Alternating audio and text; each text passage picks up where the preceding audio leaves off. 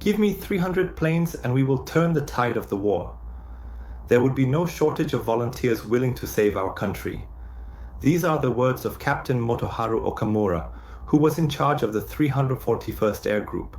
What kind of volunteers did he mean were needed to turn the tide in Japan's favor? They were none other than the suicide squad known as kamikaze. But why did Japan drive so many lives into the middle of war? This is Gino, the man who reads all the military histories of the world for you. The worst tactic in history, kamikaze. Let's read it now. After their crushing defeat at the Battle of Midway, Japan completely lost control of the seas and skies, and the Pacific was taken over by the United States. Following a string of American victories, Japan lost most of its main forces and suffered severe damage. However, the Japanese considered surrender to be an unbearable disgrace and decided to resist to the very end. Cornered and desperate, Captain Motoharu Okamura, then overseeing the Tateyama base in Tokyo and the 341st Air Group, presented an idea for a dive attack tactic. It was the Suicide Squad kamikaze, using human beings as bombs. Recalling the Divine Wind, kamikaze that had protected Japan from the Mongol invasions in the late 13th century, they named the unit accordingly, meaning that they would ride this divine wind carrying bombs and crash into American warships. In fact, when the idea first came up, there was opposition. Not all Japanese people supported such a thing, but after the Battle of the Mariana Islands, infamously known as the Great Marianas Turkey Shoot, the Japanese completely lost air superiority. And so, out of desperation, they shifted towards supporting the creation of the kamikaze unit. The important question is, what made such a suicide squad possible? It was because Japan's military culture was deeply rooted in the tradition of dying rather than accepting defeat, capture, or disgrace. In other words, Japan still held on to the medieval and ancient belief that mercy should not be shown to the defeated. The problem is, this was wrapped in the ideals of the samurai lifestyle and the Bushido warrior's code spirit. In truth, the real reason for the creation of the kamikaze was Japan's blind faith in the power of spirit and willpower. Japan accepted modern civilization and industrial technology from the West. That's how it became a powerful nation. However, in the process, it also developed an inferiority complex about its traditional culture. To overcome that inferiority, a dichotomy was proposed. While the West is strong in material civilization, Japan is strong in spiritual strength. In fact, this wasn't unique to Japan. China and Korea also had similar ideas. But Japan incorporated this concept into its military tactics and put it into practice. After the Russo-Japanese War, the Japanese military placed praise for spiritual strength and self-sacrifice into its tactical manuals, believing that such a spirit was the secret power that could allow them to fight against the West. When Japan was winning the war, this idea showed itself as an aggressive spirit, like charging while shouting Banzai. But when defeat became imminent, it took the form of suicide attacks, most famously represented by the kamikaze. Let's take a look at the weapons used in the kamikaze tactics. The main force of the kamikaze units was the Zero Fighter, a carrier-based aircraft. On July 24, 1940, it was adopted by the Navy as a carrier-based fighter. When it was introduced in the early stages of World War II, the Zero was evaluated as the most capable carrier-based fighter in the world, with excellent maneuverability and extremely long range. In early air battles, the Zero Fighter became famous, achieving kill ratios as high as 12-1. But this was only in the very early stages. At the beginning of the war, the American Wildcat fighter's performance seemed poor compared to the Zero, and it appeared that it couldn't compete. But in fact, the Wildcat wasn't such a weak aircraft. The two planes just had extremely different strengths and weaknesses, and these differences ended up becoming fatal weaknesses for the Zero. The key weakness was its thin armor. The American Wildcat was slow and clumsy, but its frame was extremely sturdy. In particular, its fuel tank was lined with rubber, so even if a bullet pierced the tank, the rubber would compress and seal the hole. There were also steel plates behind and beneath the pilot's seat, and the cockpit glass was bulletproof and could even withstand machine gun fire, though not from the front. However, the Zero lacked a fuel cutoff system. Its outer shell was so thin that just a few bullets could destroy it, and if the fuel tank was hit, it would explode immediately. The cockpit was not protected at all, and the most dangerous flaw was actually what had been considered the Zero's greatest strength. its long range. Because of Japan's geographical nature, their planes had to fly long distances. As a result, they were forced to make their aircraft larger. But when a pilot flies close to 1,000 kilometers, even the most skilled ones become physically exhausted and enter a groggy state. In an extreme battle, this becomes a critical weakness. The US military recognized this and adopted two tactics. The first tactic was what's called the Thatch Weave, based on Lieutenant Commander Thatcher's idea, which proved effective in the Battle of Midway. Two aircraft fly in a figure-8 pattern. Since the Zero is strong in turning battles, it spots one plane and goes after it, thinking it has an advantage. But as it chases that plane, the other plane, which had flown apart earlier, sees the Zero and shoots it. Because the Zero lacks armor, it's downed in an instant once hit. The second tactic was to fight using vertical maneuvers. This is a timeless truth in aerial combat. The fight between horizontal and vertical maneuverability continues even into the jet fighter era. It's a matter of who is stronger in horizontal or vertical tactics. Both sides push to their limits, and the one who tires first falls. In many cases, the Japanese pilots who had flown long distances were the ones to tire first. However, these tactics became outdated starting in 1943 when the new F-6F Hellcat was introduced. The Hellcat combined the strengths of the Wildcat and also overcame what the Zero had surpassed in the Wildcat. From that point on, regardless of whether it was vertical or horizontal maneuvering, the tide completely turned. And once the Corsair was introduced, the Japanese Air Force suffered a devastating blow. On June 19th, in the battle near Saipan, a massacre occurred that came to be known as the Great Marianas Turkey Shoot. Japan lost 346 aircraft, while the US lost only 25. Through this battle, the Japanese military suffered irrecoverable losses in air superiority. This crushing defeat of the Japanese military can also be attributed to their pilot training system. The Japanese military, which emphasized mental strength, had a myth surrounding tough training. But what really matters in training is how scientifically precise it is. Instead, they believed that simply putting someone through bizarre hardships would make them stronger. As a result, many people with excellent potential were weeded out. Before the war, that system seemed fine. We are the elite who survived death-defying training. That's who I am. But once the war broke out, it turned into a war of attrition. With no well-trained pilots produced in time, the aces were quickly killed in action, leaving only inexperienced pilots behind. In contrast, the US military would immediately withdraw a pilot from combat once he became an ace and assign him as an instructor. Due to the Japanese military system, Japan still had well-trained pilots as late as the Battle of the Philippine Sea. However, once the Zero fighters were helplessly shot down by the Hellcats, the entire training system for pilots quickly collapsed. As a result, with the reversal in aircraft performance and a shortage of experienced pilots, Japan began mass-producing undertrained pilots. This created serious issues, especially since naval warfare requires takeoffs and landings on aircraft carriers, something extremely difficult. Training these new pilots for carrier operations took a huge amount of time, so the military concluded that it would be better to simply launch them from land and send them on suicide missions instead. Another kamikaze aircraft produced between 1944 and 1945 was the Yokosuka MXY-7 Oka. Oka means cherry blossom, and the name itself symbolized the aircraft's intended purpose.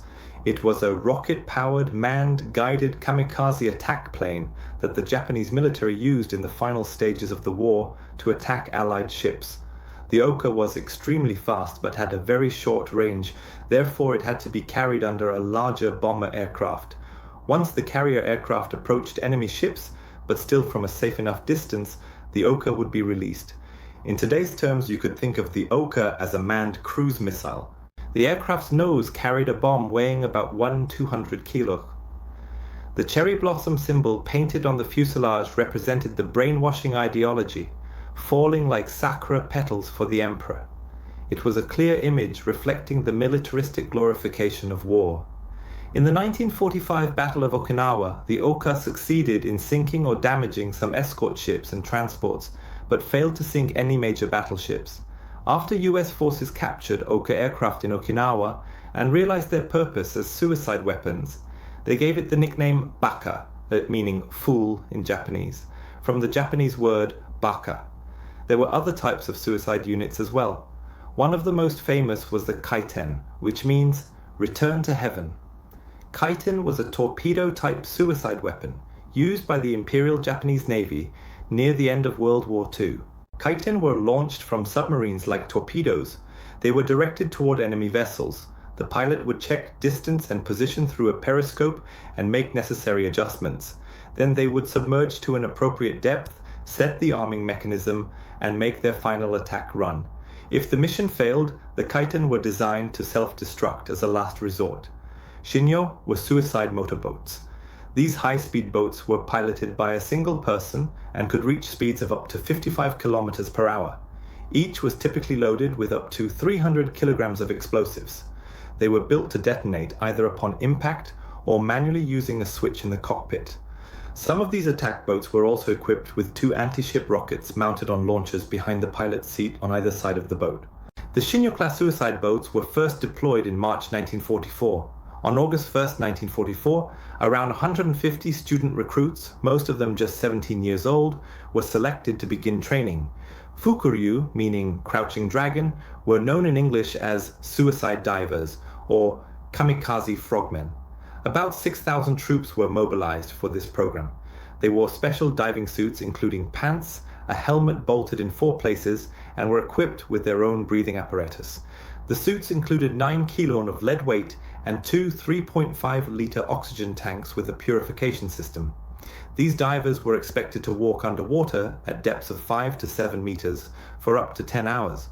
They were armed with Type 5 attack mines, each containing 15 kilograms of explosives, mounted on 5-meter-long bamboo poles. The mission was to approach enemy hulls from below and detonate the explosives by pressing them directly against the passing ships. However, with Japan's surrender in 1945, the Fukuryu unit was completely disbanded. When Japan first formed its Special Attack Forces, Tokotai, not a single career soldier from the Army or Naval Academy volunteered. Alarmed by this, Vice Admiral Onishi, commander of the 1st Air Fleet, declared, "From this moment on, the entire unit is designated as a Special Attack Force. Anyone who opposes this will be beheaded by my own hand. No criticism will be tolerated." He gave this order personally and had his trusted subordinates, such as Lieutenant Commander Tamai Asaichi of the 201st Naval Air Unit, coerce several officers from the Naval Academy to volunteer for the kamikaze operations. A truly outrageous idea. Since professional soldiers weren't volunteering, student soldiers and aviation cadets were mobilized instead. In fact, student soldiers accounted for as much as 68.2% of the 3,143 kamikaze fatalities. Shockingly, most of the non-commissioned officers who died had been recruited at extremely young ages due to Japan lowering the enlistment age to match the intensity of the war against the United States. Some were just 14 years old, fresh out of elementary school. Others were in their 3rd or 4th year of middle school, 15 or 16 years old, teenage boys selected as young aviation trainees. These underage boys, who once dreamed of flying through the skies, were used as disposable weapons. Some kamikaze volunteers even signed up in the hopes of easing the financial burden on their families. One such person was Kazuyo Umezawa. He volunteered as a kamikaze pilot on April 28, 1945, and died in action at the age of 18. According to the testimony of his younger brother, Dr. Shozo Umezawa, Kazuyo enlisted as a naval aviation cadet despite their mother's strong objections. He believed the best way to show filial piety was to support his widowed mother, who had to raise her children alone after losing her husband. This was largely because the government set high compensation rates for dangerous duties, and kamikaze volunteers were promised a 2-rank promotion upon death, measures designed to entice young men to join. Eyewitness accounts of kamikaze pilots described them as lambs being led to slaughter. Some were so overcome with fear that they could barely stand and had to be forced into their planes. The night before their missions, they tried to forget their fear in various ways, by drinking, breaking windows, sobbing uncontrollably, or writing farewell letters. There were also Korean kamikaze pilots. More than 15 have been identified. But due to the Japanese colonial policy of forcing Koreans to adopt Japanese names, the exact number remains unclear. Normally, a pilot needed at least 3 years and 600 hours of flight training to be fully competent, but most kamikaze pilots were sent into combat after only about 250 hours of training, and all of them died. So how effective were the kamikaze attacks? The Japanese military's slogans were "one plane for one warship" or "one carrier per plane." If they succeeded in sinking an aircraft carrier, that would have been a major payoff. The actual number of ships sunk by kamikaze attacks remains disputed. Japanese wartime propaganda claimed that they had sunk 81 ships and damaged 195 more. Some Japanese records say that in the final phase of the Pacific War, kamikaze attacks accounted for up to 80% of American losses. However, a US strategic bombing survey found that between October 1944 and the end of the war, 2,550 kamikaze missions were launched, but only 475, 18.6%, actually hit or came close enough to cause significant damage. In the end, the success rate of kamikaze attacks was only about 19%. One of the most important myths about kamikaze is the illusion that if I risk my life and attack, the success rate will be high. Even before kamikaze, there was gyokusai, honorable death, which looked solemn on the surface but was in fact an extremely irrational tactic. The 100 million gyokusai operation meant that Japan's entire population of 100 million would die honorably in the war like shattered jewels. Because of the Japanese military's overconfidence in the spirit of self-sacrifice for the country, their actions may have shocked or slightly moved a few enemies, but ultimately resulted in a casualty ratio of more than 10-to-1 between the US and Japanese forces. During the Battle of Midway, even American planes once launched attacks that were close to suicide missions. Some even tried direct collisions. Japanese commanders saw this with their own eyes, but still said, "No, that can't be. Americans can't possibly have such spirit." Kamikaze is a uniquely overwhelming Japanese spirit that Westerners can never imitate. They believed its effectiveness as a tactic would be unimaginably great. The myth of kamikaze began when a sudden typhoon, believed to have been sent by the gods, sank the Mongol fleet during the Mongol invasions of Japan. But in truth, even that was a misconception. The Mongol fleet wasn't destroyed by wind. That season is when typhoons naturally occur. The fact that the Mongol forces avoided attacking the port and spent the night on the ships during typhoon season was already a strategic mistake. Another important fact is that the Mongol fleet's ships were built in the Jiangnan region of China. To quickly send a large force, they rushed the construction and ended up producing extremely poor quality ships. So, if you look closely, the success of the kamikaze was actually caused by human error. The kamikaze special attack units in World War II were also, in the end, the result of human error. Victory in war depends on rational and meticulous analysis, and efficient and logical preparation. This has been emphasized since The Art of War by Sun Tzu. Japan replaced that with extreme spirit and irrational emotion. Misunderstandings about kamikaze, about war, and about their own spirit and samurai mindset created this great tragedy. The battle with the highest number of casualties in the Pacific War, the most brutal and tragic battle that lasted 83 days, a war of attrition that claimed over 200,000 lives, a battle of fear and madness that killed more civilians than soldiers. That was the Battle of Okinawa. What happened in the Battle of Okinawa that led to such a massive number of casualties? Do not suffer shame by surviving. Do not leave behind guilt or dishonor in death.